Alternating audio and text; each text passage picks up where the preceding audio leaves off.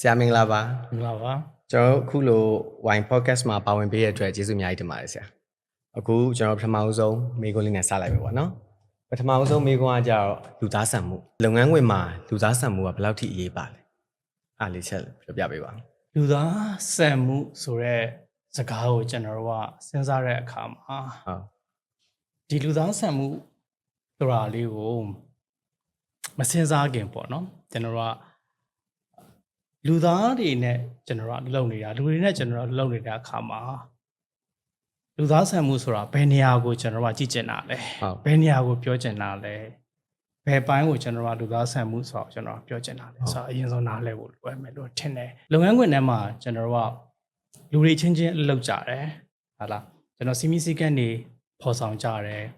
်ဟာလားလူကြောက်ကလုံနိုင်တဲ့အနေထားမလုံနိုင်တဲ့အကြောင်းအရာကျွန်တော်တို့ကတိုင်းတာထားတယ်ပေါ့နော်ဆိုတော့ဒါတွေကိုကျွန်တော်တို့ကတိုင်းတာတဲ့အခါမှာကြည့်တဲ့အခါမှာတချို့တွေကလုံနိုင်တယ်တချို့တွေကမလုံနိုင်ဘူးဒါမှမဟုတ်လဲတချို့နေရာလေးတွေမှာကျတော့ကျွန်တော်တို့သာနာလက်ပေးတဲ့အစိတ်လေးနဲ့ကျွန်တော်တို့ကလှုပ်ပေးရတဲ့အပိုင်းလေးရှိတယ်ပေါ့နော်ဆိုတော့ပြောချင်တာကဘာလဲဆိုတော့လူသားဆန်မှုဆိုတာကိုကျွန်တော်တို့စဉ်းစားတဲ့အခါမှာလူတွေချင်းချင်းလှုပ်လှုပ်နေတာဖြစ်နေတဲ့ကြောင့်မလို့ဘယ်အရာမဆိုလူတွေကပဲကျွန်တော်တို့စလုပ်ခဲ့တာနော်လုပ်ငန်းခွင်ဆိုတဲ့ဟာလဲလူတွေပဲလုပ်ခဲ့တာလူတွေကလူတွေကိုပြန်ပြီးတော့မှစီမီစီကန်တွေနဲ့အုပ်ချုပ်ဖို့စဉ်းစားတဲ့အခါမှာဒီလူသားဆန်မှု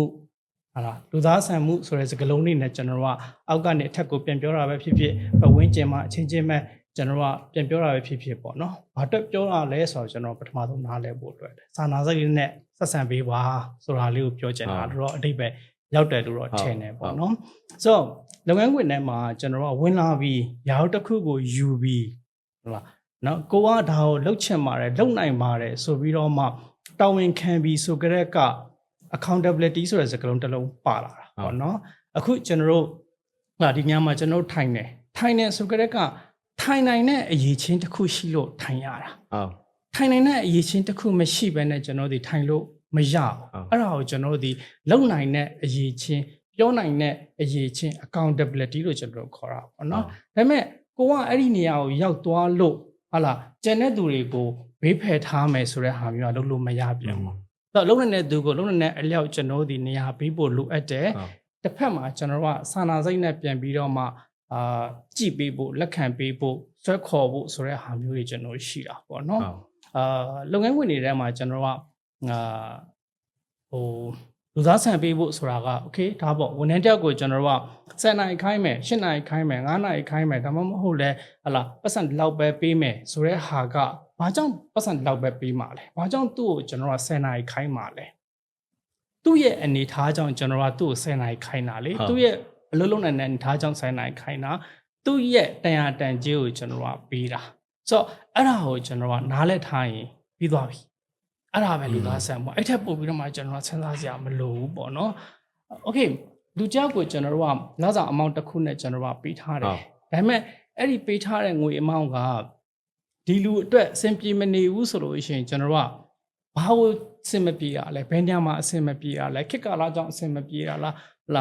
ကုန်စည်နှုန်းတွေမြင့်နေလို့အဆင်မပြေရလားဆိုတဲ့ဟာမျိုးကျွန်တော်ကထက်ကစဉ်းစားပေးတာကိုကျွန်တော်ကလူသားဆန်မှုလို့ကျွန်တော်ပြောတ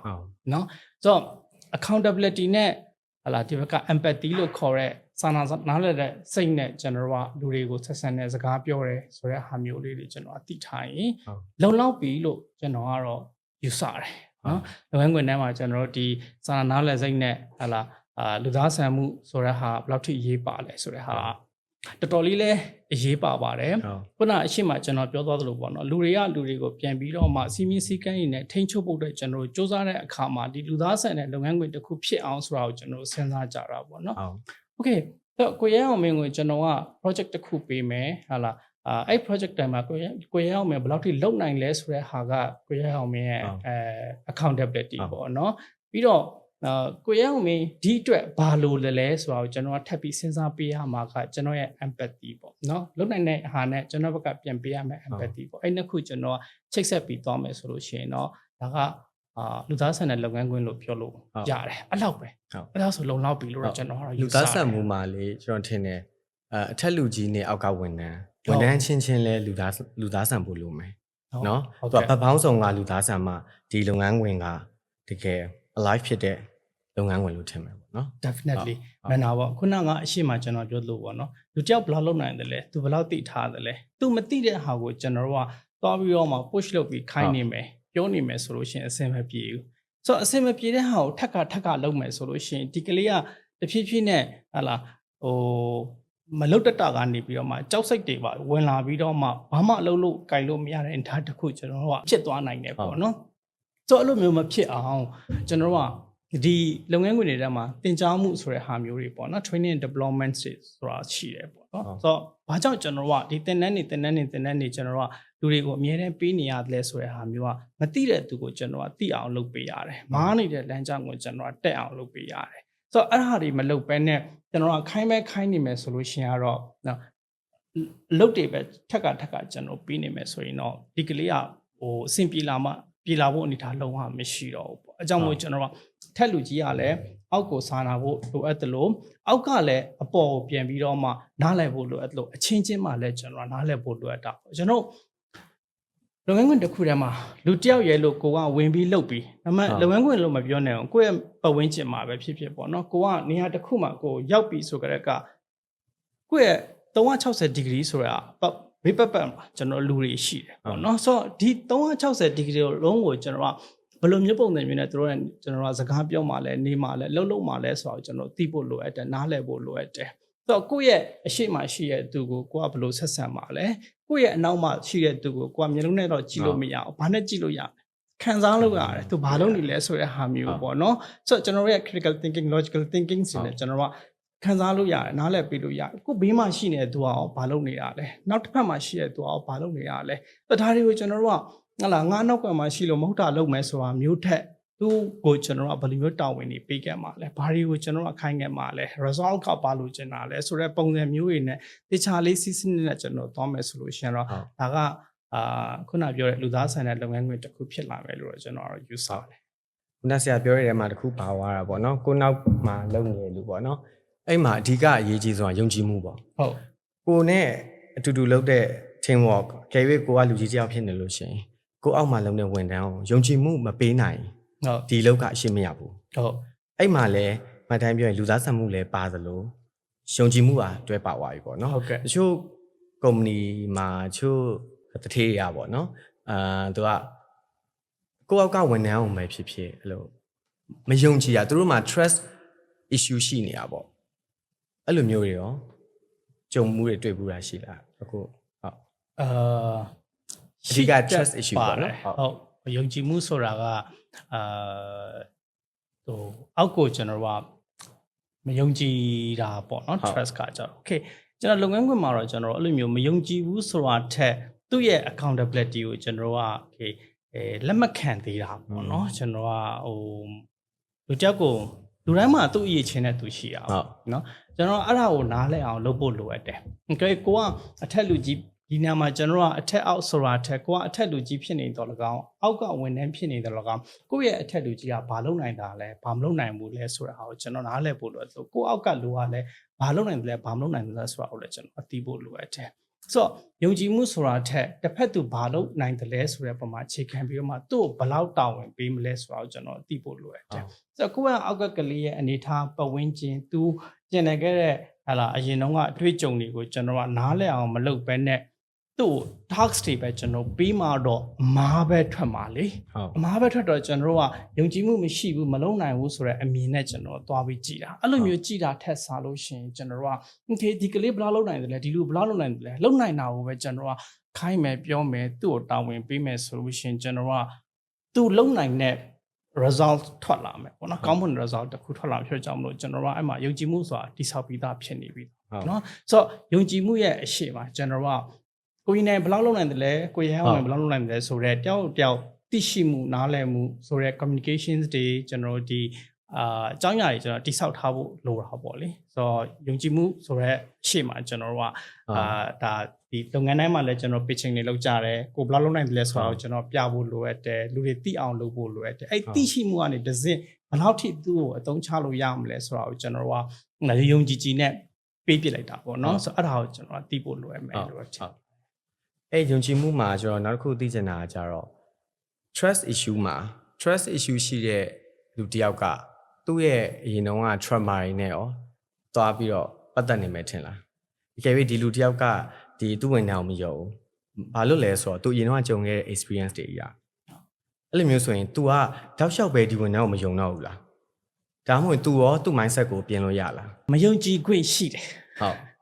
ဘာလို့ဆိုသူကျင်လည်ခဲ့တဲ့ပတ်ဝန်းကျင်မှာအဲ့လိုတွေဖြစ်ခဲ့တာ哦เนาะဆိုတော့ကျွန်တော်ပတ်ဝန်းကျင်မှာလည်းတွေ့ပါလိမ့်မယ်เนาะအရင်တုန်းကဖြစ်ကိုတိုင်းမှာလည်းကျွန်တော်တွေ့ဘူးမှာပါအရင်တုန်းကရခဲ့တဲ့အတွေ့အကြုံတစ်ခုကြောင့်နောင်လာမဲ့လူတွေကိုကျွန်တော်ကအရင်တိုင်းမဖြစ်အောင်ကျွန်တော်က prevention protection ဆိုတဲ့စကားတွေရှိတယ်ပေါ့เนาะကြိုတင်ကာကွယ်ထားတာတွေပေါ့ထပ်ပြီးမဖြစ်အောင်เนาะစင်မွားမဖြစ်အောင်ကျွန်တော်ကဒါတွေကို protection လုပ်ထားတဲ့ပုံစံမျိုးပေါ့ဘာလို့လဲရပါတယ်လုံးလဲလုံးတင်ပါတယ်ပေါ့နော်ဒါပေမဲ့ကျွန်တော်ကလုံးဝမပြောင်းလဲပဲနဲ့တော့နေလို့တော့မရအောင်ပြောင်းလဲဖို့တော့လိုအပ်တာပေါ့နော်ဆိုတော့attitude ဆိုတာထက်ဒီနေရာမှာကျွန်တော်က behaviors လို့ကျွန်တော်ပြောရင်ပို့ပြီးတော့မှအမှန်လို့တော့ထင်တယ်ပေါ့နော်ကျွန်တော်အခြားသူကိုမယုံတဲ့ behaviors ကကျွန်တော်ပြောင်းလို့ရပါတယ်ပြောင်းလဲပြောင်းတင်ပါတယ်ပတ်ဝန်းကျင်တစ်ခုနဲ့တစ်ခုမတူဘူးလူတစ်ခုနဲ့လူတစ်ယောက်နဲ့တစ်ယောက်မတူဘူးဆိုတော့လူတစ်ယောက်ကိုယုံဖို့မယုံဖို့ဆိုတာအဲ့လူဘယ်လာလဲဆိုတဲ့ဟာမျိုးတော့ကျွန်တော်က background check လုပ်မယ်ဒါမှမဟုတ်လဲသူနဲ့ကျွန်တော်တို့ project တစ်ခုနှစ်ခုလောက်မှအလုပ်ကြည့်မယ်ဆိုလို့ရှိရင်သူဘယ်လောက်ထိလုပ်နိုင်တယ်လဲဆိုတာသိသွားပြီဟုတ်သိသွားပြီဆိုလို့ရှိရင်ကျွန်တော်ကသူ့ကိုဘယ်လောက်ထိပြီးတော့မှပြစ်ပြီးတော့မှကျွန်တော်ယုံလို့ရတယ်ဆိုတာဟာမျိုးတွေကျွန်တော်ဖြစ်လာမယ်နော်ဆိုတော့ behaviors ကတော့ကျွန်တော်ကဒါလုပ်ငန်းရှင်ပဲဖြစ်ဖြစ်အောက်ကသူတွေပဲဖြစ်ဖြစ်ဒါ changes လုပ်လို့ရတဲ့ concept ထဲမှာပါတယ် attitude ကတော့ကျွန်တော်မရပါဘူးဘာလို့လဲဆိုတော့ attitude ကဘယ်လာတာဟုတ်သူ့ရဲ့ inner mind sense ကလာတာအတွင်းစိတ်ကလာတာเนาะကျွန်တော်လူတယောက်ကဒီ inner mind self မှာဒီ attitude ကကပ်ပြီးပါတယ်ပေါ့နော်ဒီ attitude ကနေမှသူ့ရဲ့ behavior ဆိုတာကျွန်တော်ဖြစ်လာတယ်အဲ့ behaviors ကနေတစဉ်ကျွန်တော် result ဆိုတဲ့အဖြေတစ်ခုကျွန်တော်ထွက်တာပေါ့နော်ဆိုတော့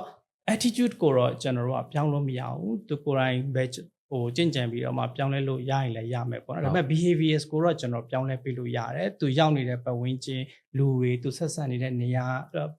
သူဆက်ဆံနေတဲ့ပတ်ဝန်းကျင်တစ်ခုသူရောက်နေတဲ့နေရာတွေပေါ်မှာအခြေခံပြီးတော့မှသူကလည်းဒီလိုလုပ်ရပါလားဆိုတဲ့ behaviors လေးတွေလိုက်ပြီးပြောင်းလဲအဲ့ပြောင်းလဲတဲ့ behaviors အနောက်မှာကျွန်တော်ကကောင်းမွန်တဲ့ result တွေကောင်းမွန်တဲ့ပတ်ဝန်းကျင်တွေကောင်းမွန်တဲ့လုပ်ငန်းခွင်တွေခုနအရှိမပြောတဲ့လူသားဆန်တဲ့လုပ်ငန်းခွင်ပတ်ဝန်းကျင်တွေကျွန်တော်တိဆောက်သွားလို့ရတာပေါ့လေ